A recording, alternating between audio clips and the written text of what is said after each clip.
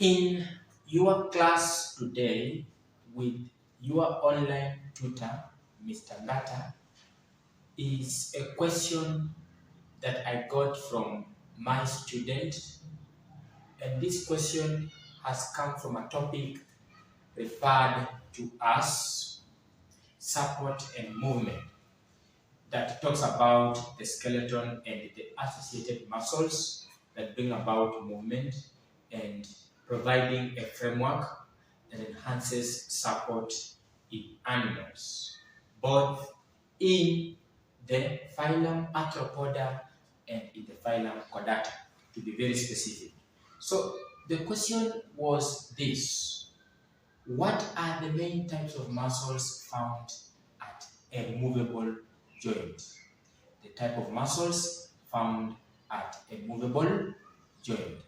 And before we can begin on this, there's something you need to know.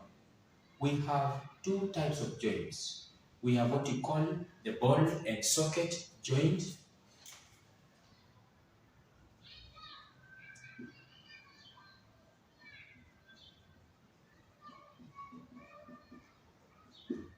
and we have what we call the hinge joint. So the ball and socket joint is that type of joint that facilitates the movement at that point in the body of a human being through 360 degrees. So there's movement around that region through 360 degrees. So in all planes, movement can occur. I can decide to give this example. There's a possibility that you must have been taught this in your class while you are having this lesson.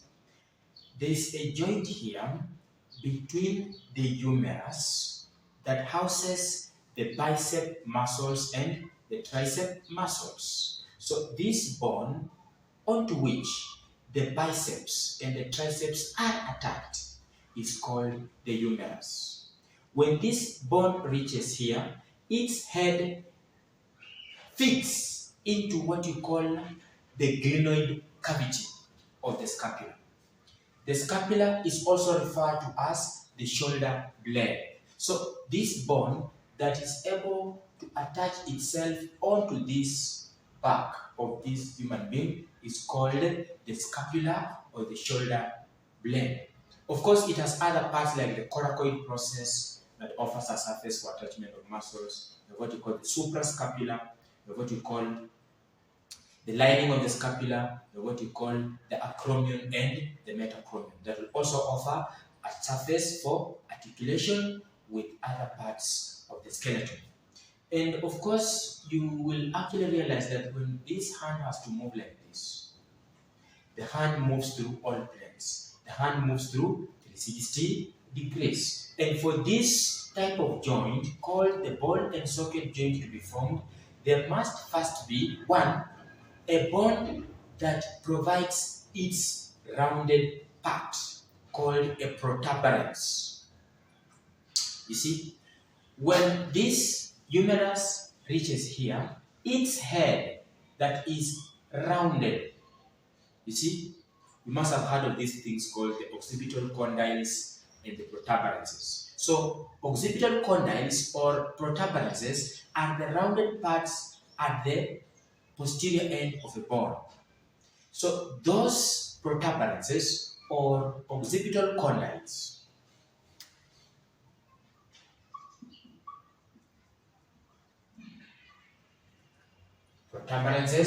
or occipital condyles are able to fit into cavities. For example, the head, the rounded head of the humerus fits into the glenoid cavity of the scapula to form a ball and socket joint that can be able to facilitate movement through 360 degrees or in all planes. Now, if someone talks about a hinge joint, and of course, apart from this joint at this point, even here, the hip joint is also another good example of what you call a ball and socket joint. So that at the end of the day, if I want to form this hip joint, there must first be the head of the femur or the head of the thigh bone.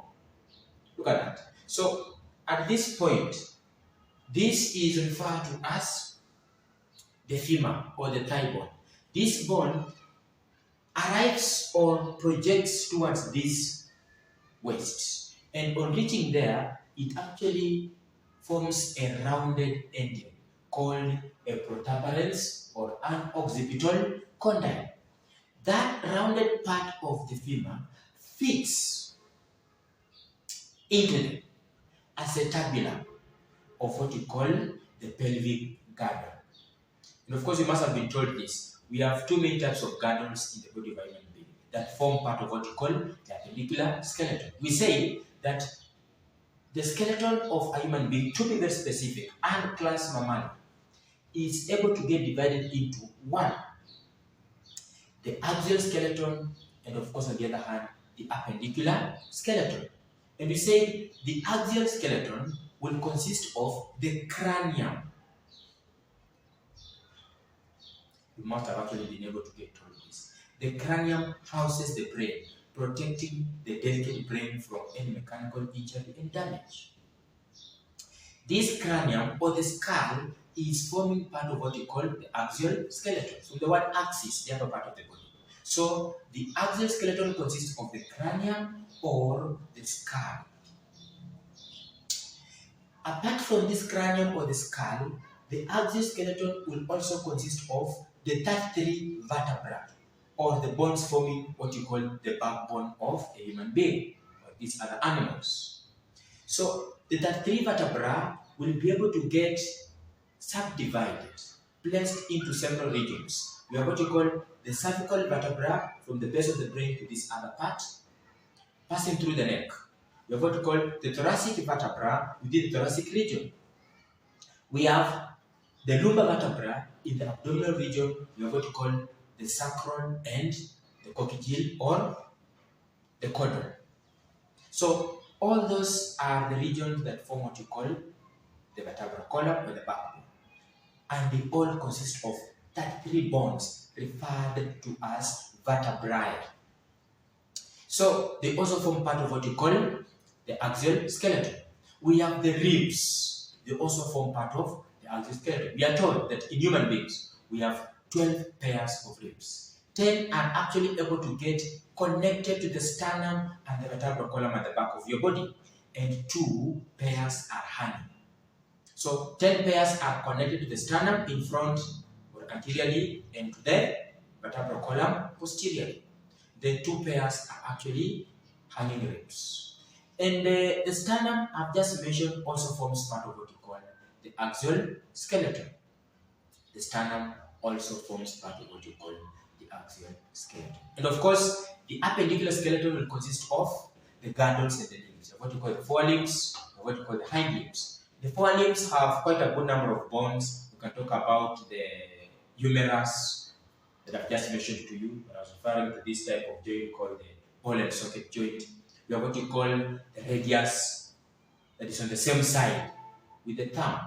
We have what you call the ulna on the same side with the small finger. You see, we have the scapula at the back of your body. You see, we have what you call the clavicle or the collarbone. So you can talk about the hind limb consisting of 1, the femur. You have what you call the patella. You have what you call the tibia. Anteriorly, the posteriorly part of your hind limb will actually be able to have a bone called the tibia. You have what you call the ankle bone, you see, or the calcaneus, you see. You have what you call the tarsals, the metatarsals, the phalanges. You have what you call the carpals, the metacarpals, the phalanges, you see, the wrist bones. So all those are able to form what you call the appendicular skeleton. Also, not forgetting, the appendicular skeleton getting made up of what you call the pelvic girdle and the pectoral girdle. For example, if you talk about the pelvic girdle, you should be talking about this bone at the waist, which consists of 3 very important bones fused to form one structure. called the hip bone or the pelvic girdle. We are what we call the ischium and the pubis. You see, ischium, pubis are forming part of what we call the pelvic girdle. And you see, when someone talks about the appendicular skeleton or the axial skeleton, you should be able to actually give examples of these bones. Give examples of these bones. As I have just told you, that if you talk about the pelvic girdle, you should be referring to the hip bone, which has to consist of three very important bones, which are fused to form one structure, forming the hip bone. And I've said these bones are the ilium, the ischium, and the pubis. Look at that. And of course, other associated parts of this, like the obturator foramen, and of course, what you call the acetabulum. So, at this point, there's what you call movement through 360 or movement in all planes. To mean this is a ball and socket joint, where the head of the femur or the thigh bone, as the longest bone in the body of a human being, and the largest, being able to fit into the acetabulum. So those pelvic and pectoral girdles form what we call the appendicular skeleton. And the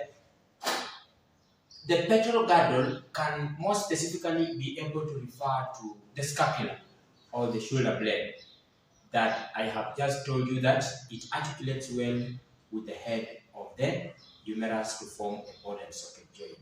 Of course, having the acromion, the metacromion, and of course the suprascapular, the glenoid cavity, and the coracoid process. So you see, and at every point, if someone talks about the hinge joint, that person must be referring to a type of joint that is always associated with movement through 180 degrees.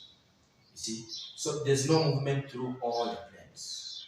And this type of joint will actually consist of, for example, a part, you see, of a particular bone articulating with a particular part of another bone. For example, if I look at this forearm, I'll have the humerus reaching at this end. And on reaching here, it articulates well with the sigmoid notch of the radius and ulna. I hope you're getting the point. The humerus reaches at this end. With its head, it articulates with the glenoid cavity of the scapula to form what we call ball and socket joint. On this other end, the soft and the smooth end of that humerus articulates with the sigmoid notch of the radius ulnar combination. At the knee, we have the femur or the thigh bone, the patella, and the head of the tibia. Remember, at the knee, the fibula does not articulate with the patella or the femur.